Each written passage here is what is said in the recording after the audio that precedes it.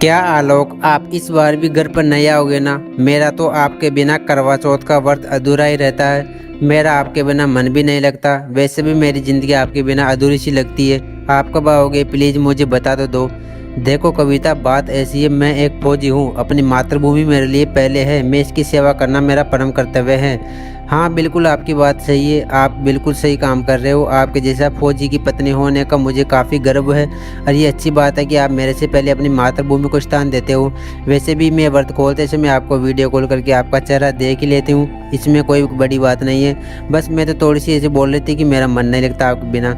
अरे बिल्कुल सही है कविता, मेरा भी तुझे याद करने का बहुत दिल करता है, लेकिन क्या करूं, मैं देश की सेवा मेरे लिए प्रथम कर्तव्य है। हाँ हाँ बिल्कुल सही बात है, आपकी सेवा करते रहो आप देश की। मैं यहाँ पर खुश हूँ आपके लिए। बस मुझे बहुत याद आती है। याद तो मुझे भी आपकी आती है। दोनों के बीच में काफ़ी गहरी बातें होती है। तभी वो बोलती है कि हाँ मेरी बेटी भी आ गई, लो आप इससे बात कर लो। वो बात करती है कि पापा आज मैं मम्मी के साथ वहाँ पर गई थी मंदिर में, जहाँ पर रावण का पुतला था। रावण का पुतला एक बुराई का प्रतीक होता है ना पापा। अपनी बेटी की आवाज़ को सुनकर पापा के आंखों से आंसू छलकने लगते हैं और वो काफ़ी वो हो जाता है भावुक कि अपनी छोटी सी बच्ची कितनी बड़ी और समझदार हो गई है। काफ़ी देर तक बेटी और बाप के बीच में बातें होती है। बाप काफ़ी भावुक हो जाता है, जो कि एक फौजी था, कि अपनी बेटी इतनी समझदार होती है। वो अपने आंसुओं को पहुँचता है, अपने आप को जो है वो सही कर लेता है और बोलता है शाबाश मेरी बेटी कितनी बड़ी हो गई है। मुझे तो तुम्हारी बहुत याद आ रही है। वैसे भी मुझे छुट्टी लिए हुए काफ़ी समय हो गया है। तभी थोड़ी देर में उसकी माँ उससे बात करती है। वो बोलता है माँ कैसी हो? माँ बोलती है कैसी होंगी बेटे, तेरे बिना बस अधूरा सा जीवन चल रहा है, जैसे तैसे अपनी ज़िंदगी काट रहा हूँ। ठीक है माँ, अब मैं रखता हूँ, वैसे मेरी ड्यूटी का समय हो गया है, फिर बाद में बात करूँगा। ऐसा कहकर फौजी अपना फ़ोन रख देता है। थोड़ी देर में माँ और सासू दोनों गले लगकर रोने लगती है। अगले दिन की बात है। वो जो पत्नी थी वो करवा चौथ का व्रत आ जाता है। वो अपने घर को हर बार की बात ही त्यौहार की तरह सजाने लगती है और शॉपिंग करने के लिए मार्केट की तरफ निकल जाती है। उसी के साथ उसकी एक सहेली वहाँ पर मिल जाती है। वो बोलती है कविता भाभी कैसी हो, आपके हाल चाल सुनाओ। मेरे हाल चाल तो बहुत ही बढ़िया है, आप सुनाओ। दोनों के बीच में काफ़ी देर तक बातें होती है। वो बोलती है कविता भाभी आलोक भैया तो काफ़ी समय से छुट्टियों पर आए ही नहीं। देखो मेरे पति को वो बाहर शहर में काम करते हैं, लेकिन हर करवा चौथ के व्रत पर पहले ही आ जाते हैं। तुम्हें थोड़ा दुख नहीं होता कि तुम एक फौजी की पत्नी हो? तुम्हारे साथ वो कभी भी करवा चौथ मनाने के लिए नहीं आते हैं। तुम्हें कुछ तो महसूस होता होगा उनके बारे में। कभी दुख नहीं हुआ कि तुम एक फौजी की पत्नी हो? नहीं नहीं बिल्कुल तुम गलत कह रहे हो। मुझे गर्व होता है अपने पति पर कि मैं एक फौजी की पत्नी हूँ। वो मेरे से पहले, अपने परिवार से पहले उनके लिए एक मातृभूमि है। वो देश की सेवा करते हैं। और रही बात मेरी करवा चौथ की, तो मेरा करवा चौथ का व्रत तो हमेशा ही अच्छे से जाता है। मैं उनका व्रत खोलने से पहले उनका वीडियो कॉल पर चेहरा देख लेती हूँ, जो मेरे लिए बहुत ही अच्छी बात है। भले ही वो मेरे पास नहीं है, लेकिन फिर भी वो मेरे से दूर हैं, लेकिन उनके प्यार मेरे साथ हमेशा रहता है। वो मेरे से पहले अपनी मातृभूमि पर अपना मान मिटाते हैं, क्योंकि एक फौजी की सेवा यही होती है कि वो अपने देश के लिए जान कुर्बान कर दे।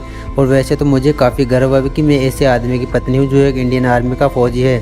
इसलिए मेरे लिए बहुत ही गर्व की बात है। और रही बात मेरे करवा चौथ के व्रत की, तो वो तो कभी भी ऐसा नहीं जाता है। मेरा तो उनके बिना ही भले ही अच्छा निकल जाता है। मैं उनका चेहरा देख लेती हूँ, लेकिन उनका प्यार हमेशा मेरे साथ रहता है। तुम उसकी चिंता मत करो। तुम अपना सुनाओ, क्या हाल चाल है तुम्हारे आजकल? वैसे भी करवा चौथ का व्रत आने वाला है। भैया क्या शहर से आए नहीं क्या? तुम उसकी चीज़ की टेंशन मत लो, मेरे भैया तो आ जाएंगे। आप बढ़िया प्रेम से रहो और अच्छी खासी तरीके से बात करते रहो। दोनों के बीच में काफ़ी समय से काफ़ी बातें होती रहती है। माहौल मार्केट का समय था, त्यौहार का समय हो रहा था, काफ़ी लोग शॉपिंग कर रहे थे। दोनों देर काफ़ी समय तक बातें होती रहती हैं उनके बीच में, और काफ़ी भावुक आत्मा की तरफ बात करते हैं वो। उसमें कोई बड़ी शक की बात नहीं है। दोनों की देर में काफ़ी बीच में अच्छी अच्छी बातें हो रही थी। मार्केट में अच्छा माहौल बन रहा था, साधन चल रहे थे। तभी धीरे धीरे एक दिन गुजरते गए। वो आपस में बात करती रही। अपने पति आलोक को फ़ोन मिला कि वो बोलती है कि आज करवा चौथ का व्रत है। फिर माँ बोलती है कि सभी तैयारियां हो गई क्या? वैसे भी कल पूजा का समय हो रहा था, तो वो घर में खाना बनने का तैयार हो गया था। सभी लोग खाना खा रहे हैं। अगले दिन की बात है। कविता बढ़िया सज धज कर तैयार हो गई थी कि चलो कहानी सुनने के लिए जाते हैं। पास ही में एक करवा चौथ की कथा का आयोजन हो रहा था। कविता वहाँ पर जाती है, अच्छे से कविता सुनकर आती है। कविता सुनकर आकर वो अपने घर पे आ रही थी। तभी उसी समय आलोक का फ़ोन आ जाता है। वो आलोक का फ़ोन उठाती है। हाँ जी बोलो आलोक जी, क्या हुआ? आज आपको फ़ोन कर दिया आपने? मैं वैसे भी आपको कॉल करने वाली थी। थोड़ी देर में पता नहीं कुछ टेक्निकल इशू की वजह से फ़ोन कट गया। फ़ोन में आवाज़ नहीं आ रही थी। हेलो हेलो आलोक कहाँ गए? वो काफ़ी दुखी हो जाती है क्योंकि आलोक की आवाज़ नहीं आ रही थी।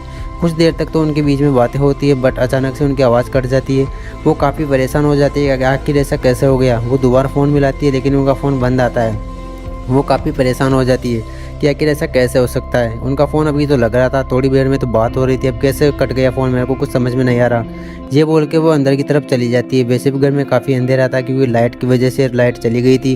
करवा चौथ का व्रत जो था आज वो तैयार हो रखी थी, लेकिन उसके बाद आलोक से बात नहीं हुई तो वो काफ़ी परेशान हो गई और मन ही मन भावुक हो गई और अंदर की तरफ जाने लगी। काफ़ी अंधेरा हो रहा था, लाइट नहीं थी घर में। माँ जी से बोल रही थी कि अभी आलोक का फ़ोन आया था, लेकिन कुछ पता नहीं कोई प्रॉब्लम हो गई। थोड़ी देर बात हुई तो मुझे समझ में नहीं आया, बाद में आवाज़ नहीं आई कि वो क्या कहना चाह रहे हैं, लेकिन मेरे तो कुछ भी समझ में नहीं आ रहा। अरे कोई बात नहीं बेटा, वो ड्यूटी पे होगा वहाँ पर, वैसे भी अभी नेटवर्क का प्रॉब्लम चल रहा होगा, कोई कॉल नहीं आ रही तो कोई दिक्कत की बात नहीं, वैसे भी वो थोड़ी देर बाद में फ़ोन मिला ही देगा अपने को। लेकिन आज पता नहीं इस लाइट को क्या हो गया, करवा चौथ का त्यौहार है फिर भी बिजली काट दी लोगों ने। कोई दिक्कत नहीं माँ जी, अभी हमारे घर में मोमबत्ती होगी, हम मोमबत्ती जला लेंगे। दोनों सास बहू के बीच में काफ़ी देर से अच्छी अच्छी बातें होती है, वो इस बात पे चर्चा कर रही थी। तभी वो मोमबत्ती लेने के लिए जाती है, मोमबत्ती ढूंढने ही लगती है कि उसको एक फ़ोन आ जाता है आलोक का। वो फ़ोन उठाने वाली होती है कि फ़ोन उठाकर उसने बात की, हेलो हेलो कौन है, आलोक फ़ोन उठाओ मेरा। तो वो बात नहीं की, तभी से आलोक ने पीछे से आवाज़ दी कि तुम्हारे पीछे ही तो खड़ा हूँ, पीछे मुड़ के तो देखो। आलोक को देखते उसके मन गार्डन गार्डन हो गया और बहुत ही खुश हो गई। आलोक आप यहाँ, ओ माय गॉड, आपने तो सरप्राइज़ दे दिया मुझे। ये बोलकर दोनों गले लग जाते हैं और काफ़ी खुश हो जाते हैं। आलोक के आते ही उसके मन में इतनी खुशी जाग गई जितनी उसकी आज तक पहले कभी नहीं हुई थी। तभी माँ और उसकी बेटी भी वहाँ आ जाती है। पूरे परिवार में इतना खुशी का उल्लास का माहौल हो जाता है आलोक को देख करके कि वो काफ़ी दिनों की छुट्टी के बाद यहाँ आया था। आलोक बोल रहा है कि वैसे भी मैं 2-3 महीने की छुट्टी पर आया हूँ, इसलिए दिवाली तक मैं आपके साथ ही रहूँगा। वैसे भी मैंने छुट्टी ली काफ़ी समय हो गया, इसमें कोई बड़ी बात नहीं, मैं आपके साथ बढ़िया प्रेम से रहूँगा। उसकी बेटी बोलती कि पापा मैं आपसे वीडियो कॉल पर बात करती थी ना रोज़ाना। उसकी बेटी को देखकर वो बहुत भावुक हो जाता है और लाइट जला देता है। अरे वाह, आप तो आलोक आ गए हमारे घर पे, बैठा तो हमारी याद में हमने कितने तड़प तड़प के रहने की हमारी ज़िंदगी बहुत हो गई थी। कोई बात नहीं माँ, अब तुम्हें आ गई ना। तभी बेटी बोलती है कि पापा मैं आपको वीडियो कॉल पे देखती हूँ रोज़ाना। अपनी बेटी को देखकर वो आलोक बोलता है कि वाह यार, मेरी बेटी कितनी बड़ी हो गई, समझदार हो गई। तीनों चारों माँ बेटे अपने अच्छी तरीके से बात करने लगे। काफ़ी गहरी रात हो गई थी।